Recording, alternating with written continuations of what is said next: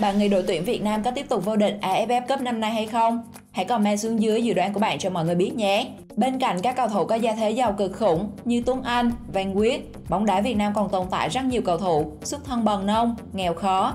Họ đến với bóng đá một phần vì đam mê và phần còn lại là để vươn lên trong cuộc sống, giúp gia đình thoát nghèo. Nhờ những nỗ lực không ngừng nghỉ, những cầu thủ tuyển Việt Nam đã chứng minh được tài năng và đang làm rạng danh Việt Nam trên đấu trường quốc tế. Cũng chính vì sự cố gắng, nhiều cầu thủ đã vươn lên đổi đời. Từng sống trong những căn nhà tranh vách đất, nay nhiều cầu thủ xa được những biệt phủ lộng lẫy, giúp gia đình có cuộc sống tốt hơn rất nhiều. Và bây giờ, hãy cùng thế giới hôm nay điểm qua 7 ngôi nhà trước và sau khi nổi tiếng khủng nhất của cầu thủ Việt Nam nhé.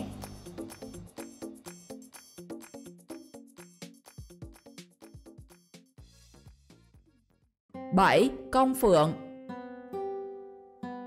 Là một trong những tiền đạo mũi nhọn của đội tuyển Việt Nam, Công Phượng đã gặt hái được nhiều thành công cho mình. Dù nổi tiếng và có cơ hội ra nước ngoài thi đấu, anh vẫn không quên nguồn cội khi tích góp và giúp gia đình xây một căn nhà mới.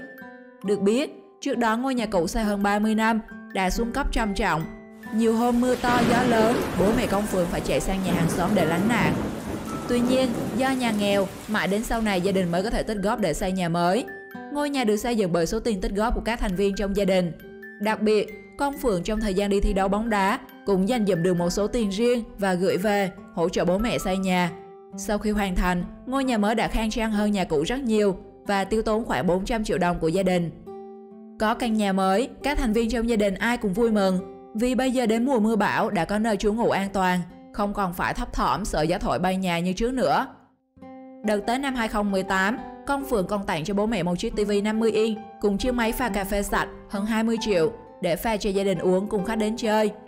Thêm vào đó, Công Phượng đang có dự định xây nhà trong Sài Gòn và đón ba mẹ vào để ở gần ông bà hơn.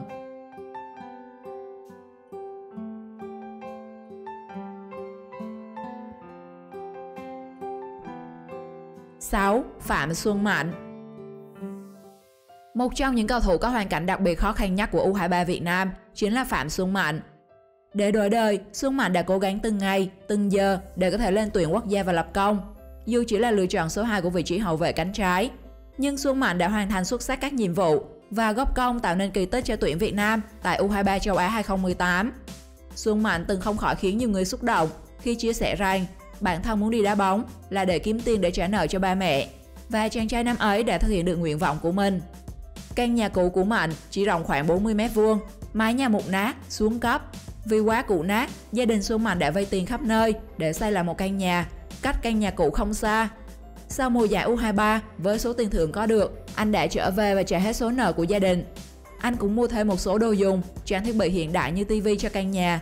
Hiện tại, Xuân Mạnh đã không còn có cuộc sống khó khăn như trước. Anh chàng đã kết hôn cùng cô vợ xinh đẹp và có một cô con gái đầu lòng. Anh còn từng gây bất ngờ khi tàu xế hợp VinFast Lux A2.0 tiền tỷ. Đây là chiếc xe đầu tiên trong cuộc đời cũng như sự nghiệp của anh.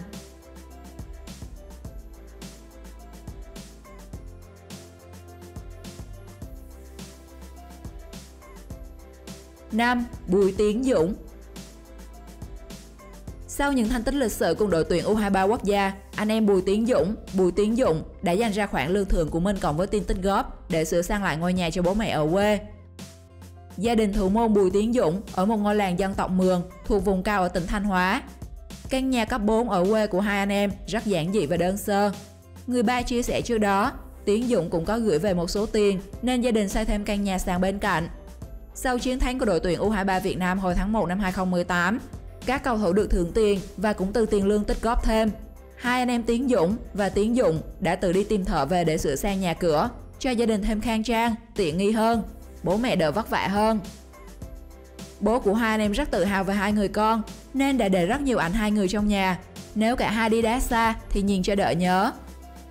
Mặt khác, kể từ khi trở thành người gác đền đáng tin cậy tại U23, cộng thêm vẻ ngoài bảnh bao, rất nhiều hợp đồng quảng cáo tiền tỷ đã tìm đến Tiến Dũng. Nhờ đó mà anh trở nên giàu có, thoải mái hưởng thụ cuộc sống sang chảnh, liên tục xuất hiện bên cạnh siêu xe chục tỷ đến vài chục tỷ. Với các thương hiệu nổi tiếng như Mercedes, BMW, Ferrari hay thậm chí là McLaren.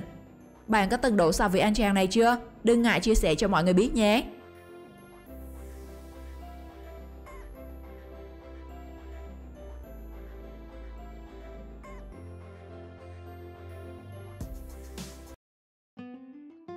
4. Hà Đức Chinh. Khi nhắc đến cây hài của đội tuyển Việt Nam, không thể bỏ qua được cái tên Chinh Đen. Mặc dù luôn cười nói và chọc phá mọi người xung quanh, thế nhưng ít ai biết được hoàn cảnh khó khăn của anh. Gia đình của anh sống tại vùng núi nghèo Xuân Đài, căn nhà của anh đã cũ và khá đơn sơ, nội thất cũng không có bao nhiêu thứ. Và bây giờ, anh đã trở thành tấm gương sáng với ý chí, nghị lực vươn lên cho cả vùng đất nghèo khổ này. Với ngôi nhà to nhất khu, được làm từ tiền kiếm được nhờ bóng đá, cùng với thành công và cơn mưa tiền thưởng, cầu thủ trẻ tuổi này tích lũy được một khoản kha khá. Căn nhà 3 tầng khang trang là món quà Đức Chinh dành tặng cho mẹ, và anh cũng hoàn thành tâm nguyện của người bố đã mất, xây một ngôi nhà thật đẹp trên nền đất cũ của gia đình. Được biết, căn nhà anh chàng bỏ ra 2 tỷ để xây dựng, bên trong có đầy đủ tiện nghi và trang thiết bị hiện đại.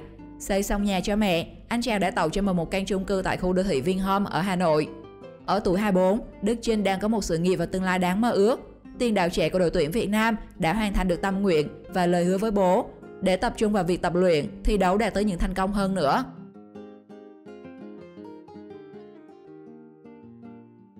3. Quang Hải.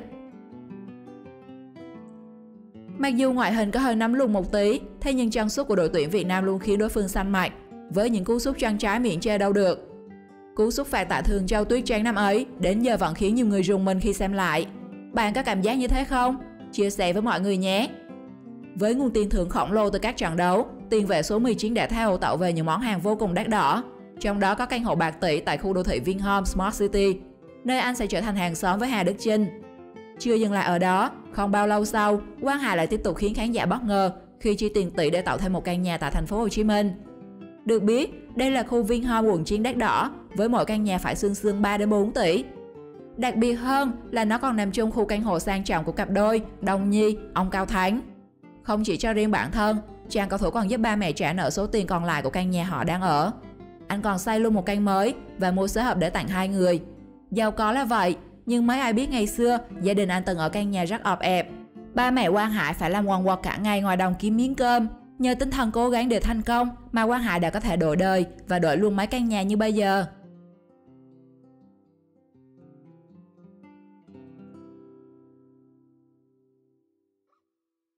2. Đỗ Hùng Dũng.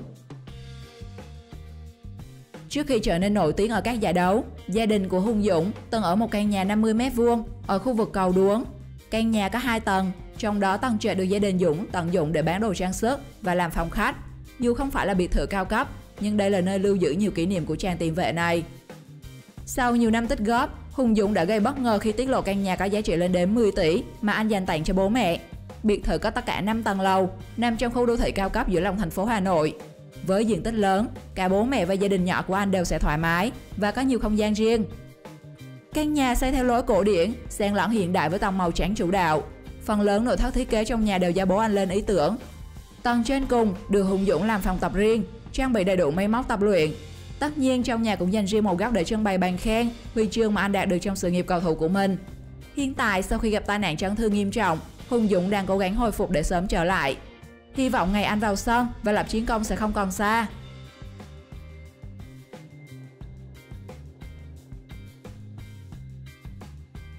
1. Công Vinh. Theo những chia sẻ, từ ngày xưa, gia đình Công Vinh không phải quá khó khăn. Ba mẹ anh luôn cố gắng lo toan để mấy chị em anh không thua kém chúng bạn. Tuy nhiên khi sóng gió ập đến, anh đã phải trải qua một tuổi thơ rất cùng cực. Dù hoàn cảnh gia đình không suôn sẻ, nhưng chưa bao giờ Công Vinh lên tiếng than thân trách phận. Trái lại, anh luôn phấn đấu hết mình với mong muốn thay đổi hoàn cảnh. Và anh đã làm được điều đó. Chỉ trong vài năm, Công Vinh nhanh chóng vươn lên, trở thành cầu thủ triệu phú ở Việt Nam. Khối tài sản của anh không phải dạng vừa, khi anh thường xuyên tặng bà xã những món đồ đắt tiền như xe hộp Audi A8 hay cục tiền dày cộm dịp sinh nhật. Anh cùng gia đình nhỏ đang sống tại căn biệt phủ triệu đô tại quận 7. Căn nhà có diện tích lên đến 1.000 m² với tông màu trắng chủ đạo, tạo nên sự sang trọng, nhẹ nhàng và dễ chịu. Ngôi nhà cũng được thiết kế nhiều cửa kính lớn để tạo sự rộng rãi, thoáng mát và gần gũi thiên nhiên. Xung quanh nhà, vợ chồng Công Vinh, Thủy Tiên còn trồng rau để phục vụ cho bữa ăn gia đình. Tuy nhiên vì một số vấn đề về thi công, hiện tại căn nhà được hai vợ chồng đập đi để xây lại toàn bộ. Có ai hóng căn nhà sẽ trông thế nào không? Những cầu thủ này đúng với câu khổ trước sướng sau thế mới giàu. Căn nhà nào khiến bạn ấn tượng nhất và bạn thích nhất cầu thủ nào? Hãy để lại comment cho mọi người biết nhé. Like và subscribe để ủng hộ kênh nhiều hơn. Xin chào tạm biệt và hẹn gặp lại các bạn.